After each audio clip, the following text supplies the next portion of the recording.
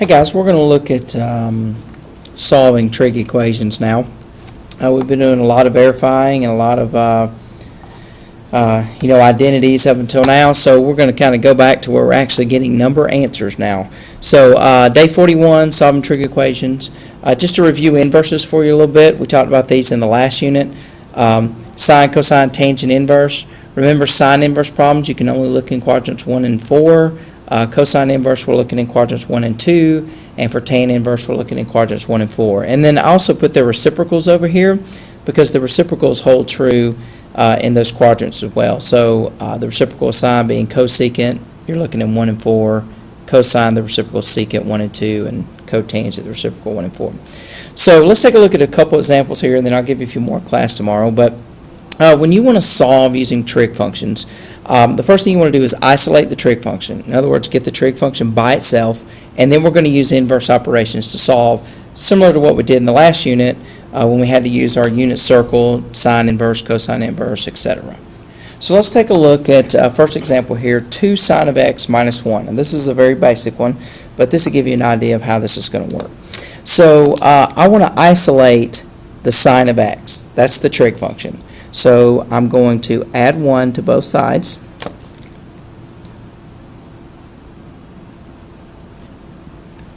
And then I have 2 sine of x equals 1. And then I'm going to divide both sides by 2.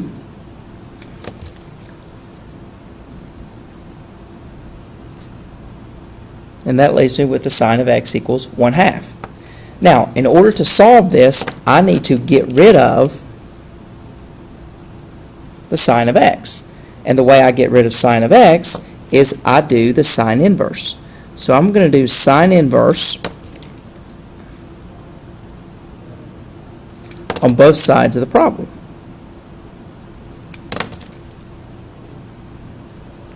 Okay? Now on this side, the sine and the sine inverse cancel out, and I'm just left with x.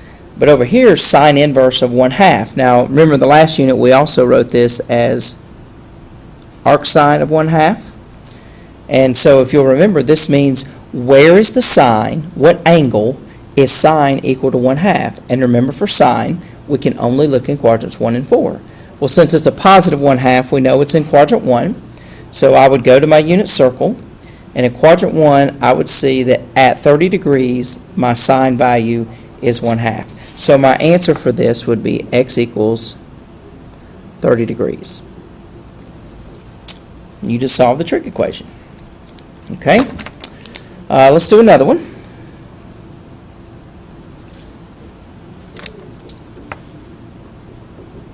Kind of add a step to each one as I go through a few examples here, just so you'll get the idea. Okay? So again, have to isolate the trig function, and the trig function for this problem is the tan of x. So we're going to isolate tan of x. So I'm going to add 1 to both sides.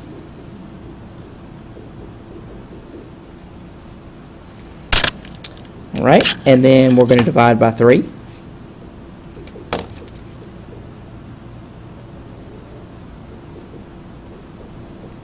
So now we have the tangent squared of x equals 1/3.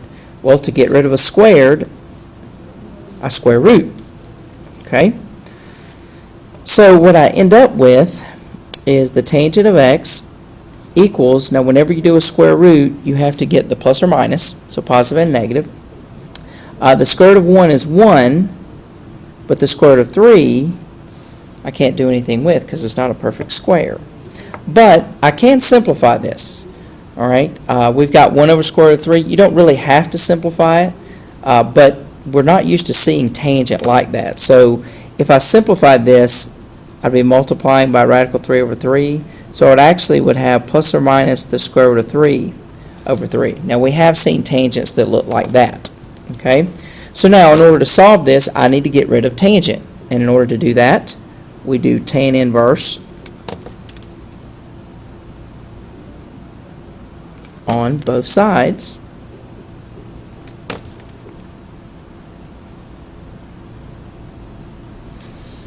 Okay, and now for tangent, if you'll remember tan inverse, we're looking in quadrants 1 and 4.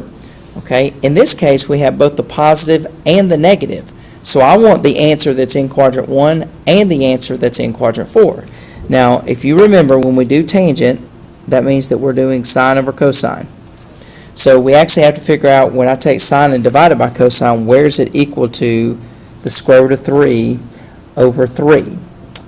Well, let's see here. If we're looking at our unit circle, if I were to do, let's see, sine over cosine here, 1/2 divided by, I'll just do it over here on the side. What if I just did 1/2 divided by square root of 3 over 2? So keep, change, flip. That'd be 1 over square root of 3, which is really what we had right here. So that's what I'm looking for, is that one right there, because if I simplified that, I would get square root of 3 over 3. Okay, so it does look like that at 30 degrees, I get positive square root of 3 over 3.